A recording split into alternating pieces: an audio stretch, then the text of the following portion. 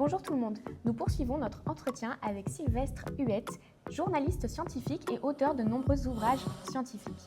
Dans cette interview, nous allons aborder le traitement de l'actualité scientifique dans les médias, mais aussi dans la société. Bonjour Sylvestre Huette. Bonjour. Merci de prolonger avec nous cet entretien. Alors, lors de la conférence, vous avez évoqué le traitement médiatique de la Covid-19 et de la crise climatique. Quelle est selon vous la difficulté de relayer correctement dans les médias l'état des connaissances scientifiques? La première difficulté, elle tient au fait que pour la totalité des individus, des êtres humains, les sciences forment un immense corpus de connaissances qui leur est étranger. Alors évidemment, les gens qui nous écoutent vont se dire « Ah, il n'est pas gentil, il dit en gros que nous sommes, nous, des ignorants ». C'est vrai que c'est ce que je viens de dire, mais ce n'est pas du tout méchant parce que, je le prouve, je fais partie de ces ignorants. Moi qui ai fait toute ma carrière professionnelle à écrire des articles dans les journaux sur la recherche, sur les scientifiques, etc., je peux vous dire que j'ignore la majorité des connaissances scientifiques enseignées en première année d'université. Et je peux vous dire aussi, parce que j'ai rencontré des prix Nobel de physique, par exemple, dans ma carrière, qu'un prix Nobel de physique, il a beau être au sommet de la connaissance dans son domaine, si je lui demande à brûle-pourpoint d'expliquer le fonctionnement de, par exemple, l'écosystème d'une forêt tropicale, comme c'est quelqu'un de très honnête, il va me répondre « Mais Sylvestre, je n'y connais rien ».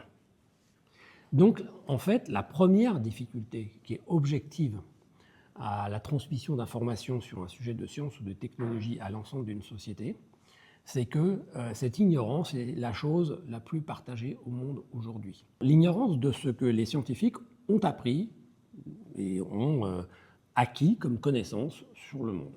Ça, c'est la première difficulté. D'accord. La seconde difficulté, qui ne joue pas sur toutes les connaissances, c'est que dès lors que ces connaissances sont impliquées dans des technologies qui sont utilisées pour faire de l'énergie, pour se transporter, pour construire des maisons, pour fabriquer des objets, pour fabriquer, par exemple, les pesticides pour l'agriculture qui font l'objet de beaucoup de polémiques. On voit bien que dans la société, il va y avoir des points de vue divergents, des opinions divergentes, des intérêts différents, voire divergents, sur l'usage de ces technologies. Et donc, il va y avoir ce que les sociologues appellent des acteurs sociaux, donc des entreprises, des dirigeants politiques, des associations, des partis, des groupes divers et variés, qui vont vouloir convaincre la société qu'il faut faire ceci, ou il faut faire cela, ou il ne faut pas faire ceci, il ne faut pas faire cela à propos de telle ou telle technologie.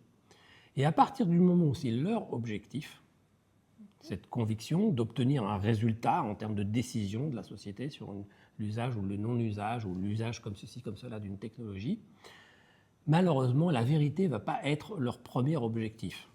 Ils vont avoir envie que les gens décident de ça, comme ça, et pour les convaincre, ils ne vont pas toujours s'appuyer sur la vérité. Et donc, ils vont émettre des messages sur les sciences, sur les technologies, qui ne seront pas toujours, malheureusement, fondés sur la vérité, sur ce qu'on connaît réellement, ce que les scientifiques connaissent réellement de ces sujets. Et évidemment, ça brouille. Ça brouille d'autant plus que ça peut s'appuyer sur l'ignorance dont j'ai parlé auparavant. C'est très facile de duper les gens sur un sujet de science et de technologie, puisque la plupart du temps, ils n'y connaissent pas grand-chose. Et le travail, le rôle social de la presse dans ce domaine, des journalistes spécialisés en sciences, c'est de savoir ce que je viens de dire et d'en tenir compte dans la manière dont on fait des articles ou des reportages à la télévision ou des sujets à la radio pour informer les gens le plus correctement possible sur tous ces sujets. Nos camarades se demandent quelles sont les sources ou personnes que vous consultez pour rédiger vos articles. Les scientifiques. C'est-à-dire que, par exemple, j'ai écrit des centaines d'articles et puis des bouquins sur le changement climatique. Oui. Donc, mes sources, c'est les climatologues. D'accord. Les scientifiques qui cherchent à comprendre comment fonctionne le climat, comment il a fonctionné dans le passé, comment il fonctionne aujourd'hui, comment il va fonctionner demain en fonction des différents scénarios d'émissions de gaz à effet de serre de l'humanité dans l'atmosphère qui jouent un rôle majeur dans l'évolution du climat à l'échelle du siècle en cours. Et ce contact avec les scientifiques, il peut être très simple. Je leur pose des questions, ils me répondent, on se parle. Et puis, évidemment, il y a mon travail personnel sur les textes qu'ils produisent. Et les textes qu'ils produisent sont de deux sortes. D'abord, il y a ce qu'on appelle une publication scientifique, c'est-à-dire que quand une équipe de chercheurs a mené une expérience ou fait des observations, ou trouvé quelque chose, ils l'écrivent dans un article qui est publié dans une revue, dans un cadre très strict, avec un contrôle, avec ce qu'on appelle les pairs, c'est-à-dire d'autres scientifiques qui connaissent aussi le sujet et qui vont dire si le travail qu'on leur demande de publier, il est bien fait, s'ils ne sont pas trompés dans les calculs, etc. Tout ça est très, très encadré. C'est un volume considérable à l'échelle mondiale. Sur la science mondiale, il y a, 2-3 millions d'articles scientifiques qui sont publiés chaque année. Donc j'ai un petit problème quand même, c'est lesquels faut-il lire? Et puis, pour ce qui concerne le climat, heureusement, pour les journalistes, il y a eu une autre sorte de texte qu'on appelle des textes d'expertise de la science. Et donc c'est le groupe intergouvernemental sur l'évolution du climat, le GIEC, IPCC en anglais, qui a été créé en 1988, qui a publié des dizaines de milliers de pages de rapports dont l'objet était de présenter au gouvernement, parce que c'est eux qui ont créé le GIEC, mais aussi à la société tout entière et aux journalistes en particulier, qu'est-ce que la science du climat a produit de nouveau depuis le dernier rapport? Est-ce qu'on pense que c'est robuste, que c'est fiable? En quoi les résultats nous disent que le changement climatique est dangereux pour les sociétés humaines, pour l'environnement? Et qu'est-ce qu'on peut faire pour limiter la casse? Ça, c'est le groupe 3 du GIEC qui s'occupe de ça. Et donc, j'ai lu, dans ma carrière, depuis le premier rapport qui date de 1990, probablement au total plusieurs milliers de pages de ces rapports du GIEC. Et d'ailleurs, pour le dernier rapport, j'en ai fait un livre pour le grand public, où évidemment, là, c'est en français, c'est beaucoup plus simple, c'est expliqué de manière plus pédagogique. Et c'est donc mon métier de faire ça. D'ailleurs, vous vulgarisez des sujets souvent complexes. Comment faites-vous pour les rendre compréhensibles par le plus grand nombre sans tomber dans le piège de la sursimplification? Eh bien, je discute avec les scientifiques en mode, à ton avis, parce que je tutoie beaucoup de scientifiques, à ton avis, si ce que tu viens de m'expliquer, je le dis comme ça, est-ce que ça te va? Est-ce que c'est pas trop sursimplifié, comme c'est dit dans la question? Est-ce que je ne trompe pas mon lecteur avec cette métaphore, avec cette formulation beaucoup plus simple que ce que tu as écrit dans ton article scientifique? Et j'essaye à chaque fois, comme ça, de valider avec des scientifiques des formulations en français plus simples, utilisant le langage de tout le monde, pour exprimer des réalités, des vérités scientifiques qui sont exprimées d'abord en anglais, souvent, et puis souvent à grand renfort de mathématiques, et puis en utilisant des concepts, des objets de la science qui sont méconnus de la plupart des gens et qu'on ne peut pas utiliser comme ça dans un article, parce que sinon ça devient totalement incompréhensible. Donc c'est un très gros travail, et pour le réussir, ce travail, il faut une grande honnêteté intellectuelle, et il faut être très prudent, très modeste, parce que parfois ça m'arrive de dire, vous savez, je raconte des histoires sur la science, pas au sens où je raconte des salades, quelque chose de faux, mais au sens où la vraie science, la vérité scientifique, elle s'exprime dans un langage, notamment mathématisé, qu'on ne peut pas utiliser pour parler aux gens qui ne sont pas spécialistes du sujet. Et donc, c'est une histoire au sens où ce n'est pas exactement la science telle qu'elle est. Mais il n'y a pas d'autre solution. Tout le problème est-ce que vous faites ce travail honnêtement? Personne n'est à l'abri d'erreurs dans la manière de faire ce travail, mais au moins de ne jamais avoir comme objectif de duper les lecteurs qui vont lire les articles que j'écris. Que ce soit sur les sujets liés à la santé ou au climat, 30 à 40% des Français ne feraient pas confiance aux médias. Quels conseils donneriez-vous à nos camarades pour trouver des informations de qualité sur ces sujets, notamment sur les réseaux sociaux? Alors, la première chose à faire, évidemment, c'est d'identifier qui parle. Oui. Et puisqu'il s'agit de science, nécessairement, la bonne information, fiable, elle doit trouver sa source dans les scientifiques qui produisent cette science. Et donc si ce qu'on lit, ce qu'on écoute, c'est je crois que, moi je crois que, c'est pas la peine de perdre du temps avec ça. Ce qui est vrai en science, ça s'exprime toujours sur le mode de nous. Parce qu'en science, si un scientifique a une idée qui est différente de celle de tous les autres, il peut l'exprimer, il la publie dans une revue scientifique, et si c'est lui qui a raison, alors, au bout d'un laps de temps plus ou moins court, les autres scientifiques spécialistes du sujet qui vont aller vérifier ce qu'il a proposé, qui vont refaire l'expérience, vont dire « Ah ben ouais, c'est vrai, tu avais raison ». Et donc maintenant, nous pensons que. Mais tant qu'on n'est qu'au jeu, le journaliste spécialisé en sciences de dire écoute, je vais attendre que d'autres scientifiques qui sont spécialistes du même sujet aient confirmé ou réfuté ce que tu viens de dire. Si c'est un scientifique lui-même, il faut vraiment faire attention au fait qu'il dise nous et qu'il porte la parole d'une communauté scientifique et pas ce qu'il pense lui personnellement. Et si c'est un intermédiaire, par exemple un journaliste ou un youtubeur, quelqu'un qui fait de la vulgarisation, etc., faut un peu vérifier que ce qu'il dit est conforme au consensus scientifique qui existe à un moment donné chez les spécialistes, chez les scientifiques. Si vous vous rendez compte qu'il dit des choses qui sont considérées comme fausses par les spécialistes, ça veut dire que ce n'est pas une bonne source. Avez-vous déjà été confronté à des pressions ou des tentatives de corruption pour diffuser des informations fausses ou alors dissimuler des informations qui dérangeraient ? Alors, personne n'a jamais tenté de m'acheter en m'offrant un restaurant très cher. En revanche, par exemple, quand en 2010, un monsieur qui s'appelle Claude Allègre, qui est décédé récemment, a publié un livre qui prétendait démontrer que tout ce que les scientifiques racontent sur le changement climatique, c'est faux, c'est une imposture, etc. J'ai subi une pression directe de mon patron, le directeur du journal où je travaillais à l'époque, Libération, m'a demandé publiquement, devant tous les autres collègues, de faire de la publicité pour ce livre en disant qu'il était très bien.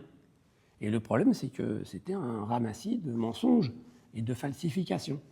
Alors, pour pouvoir dire à son patron qu'on va faire le contraire de ce qu'il vous demande de faire, il faut être en capacité de s'y opposer, il ne faut pas craindre d'être viré du jour au lendemain, etc. Il s'est trouvé que j'étais dans cette situation-là. Bon, il a fallu quand même que je prenne quelques petites précautions pour que ça se passe bien pour moi. Mais si, par exemple, j'avais été un tout jeune journaliste, tout juste embauché 2 mois avant, et ayant peur de se faire virer, je n'aurais pas pu faire ça. Donc oui, ça m'est arrivé. Super. Depuis le retour de Donald Trump à la présidence des États-Unis, on observe une offensive menée par son équipe contre le monde de la recherche, que ce soit sur le climat, les questions d'inégalité sociale ou alors de genre. Quel est votre point de vue sur cette situation ? C'est vrai qu'il y a un petit côté sidérant. C'est que, notamment dans tous les pays anciennement industrialisés, riches, etc., la quasi-totalité des dirigeants politiques savent que l'une des sources de la puissance de leur pays, c'est la science et la technologie. Les États-Unis sont riches, parce qu'ils ont beaucoup de pétrole, de gaz, de charbon, tout ça, mais ils sont riches aussi beaucoup parce que, par exemple, dans les années 50, 60, même jusqu'au milieu des années 70, ils sont la puissance scientifique et technique dominante du monde. Et que ça leur permet de créer des nouvelles activités, des nouveaux produits avant les autres, parce qu'ils ont une meilleure connaissance du monde réel et des objets artificiels qu'on peut fabriquer. C'est comme ça qu'ils ont gagné la course à la Lune avec les Russes, etc. Bon. Et donc, la plupart du temps, les dirigeants politiques disent que oui, bien sûr, la science c'est important, puis qu'ils pensent que ce que les scientifiques disent, c'est vrai. Et là, on a un dirigeant politique qui carrément s'assoit sur la science, ment, mais d'une manière extrêmement grossière. Bon, par exemple, il explique que toute cette histoire de changement climatique, ça a été inventé par les Chinois pour embêter l'industrie manufacturière américaine. Moi, je peux vous dire qu'en 1990, quand il y a le premier rapport du GIEC, la plus grosse communauté scientifique nationale qui s'active pour faire de la science du climat et faire ce rapport, c'est des Américains. et c'est des scientifiques des États-Unis. Donc c'est pas du tout une invention chinoise. Si c'était une invention, ça serait une invention des scientifiques américains. Et donc là, on a un homme politique qui a été élu, malheureusement, et qui mène une offensive extrêmement vigoureuse, qui assume une position anti-savoir, anti-science. Donc, par exemple, il a concrètement interdit à des scientifiques de la NASA de participer aux réunions du GIEC pour l'élaboration du prochain rapport. Il a fait effacer des données. Il vient de décider de faire fermer un observatoire qui est historique en sciences du climat, qui est installé au sommet d'un volcan éteint de l'île de Hawaï, le Mauna Loa, où en 1958, pour la première fois, un scientifique a eu l'idée de génie de mettre un capteur à CO2 pour savoir combien il y a de CO2 dans l'atmosphère de la Terre. Et donc c'est une série historique et un peu mythique dans le monde de la climatologie.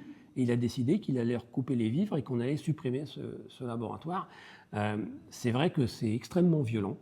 Je ne sais pas ce que ça va donner dans les années qui vont venir, mais ça nous rappelle quelque chose. Ça nous rappelle que la science, elle est très liée à la démocratie, parce qu'on ne peut pas avoir un système démocratique si on ne respecte pas la connaissance, et que malheureusement, ce n'est pas un acquis définitif. La preuve, on a là le président d'un pays très important pour la science, pas seulement pour son poids démographique ou économique, qui prend des décisions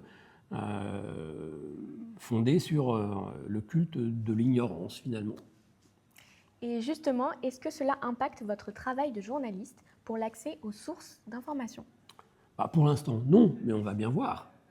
Si, par exemple, il décide que la NASA va arrêter d'envoyer dans l'espace les satellites qui permettent d'observer le climat de la Terre, la météo, etc., et que ces satellites ne sont faits par personne d'autre, eh bien, tout simplement, on va perdre une capacité à monitorer le climat de la Terre, on va perdre de la connaissance. Et il faut bien se rendre compte quand même que si les scientifiques n'avaient pas découvert le fonctionnement du climat, le rôle des gaz à effet de serre dans l'atmosphère, et compris comment nos activités changeaient le climat de la Terre et à quel point ça pouvait devenir dangereux, eh bien on continuerait à le faire sans se poser de questions, un peu comme un conducteur de voiture qui est à 100 à l'heure et il y a un mur devant, il va droit dedans et puis il est aveugle, il ne voit pas qu'il y a un mur. On serait dans cette situation-là. C'est la science qui nous a dit, attention, il y a un mur. Donc il ne faut pas foncer droit dedans, sinon c'est très dangereux pour vous. Et est-ce qu'on va en arriver là ? Est-ce que Trump va rester suffisamment longtemps au pouvoir pour faire des choses aussi terribles ? On va voir, mais en tout cas, oui, ça peut avoir comme effet de supprimer des moyens de connaître comment fonctionne le monde, comment fonctionne notre climat. Une telle dérive est-elle possible en France ? Ça va dépendre des électeurs. S'ils mettent à la tête de notre pays quelqu'un qui est comme Donald Trump, oui, il pourrait faire la même chose. C'était Kelly pour la Web TV du lycée. Cette interview conclut notre entretien avec Sylvestre Huette autour de la profession du journalisme et sur le journalisme scientifique. À bientôt sur notre chaîne YouTube et n'oubliez pas, l'esprit critique ne s'use que si on ne s'en sert pas.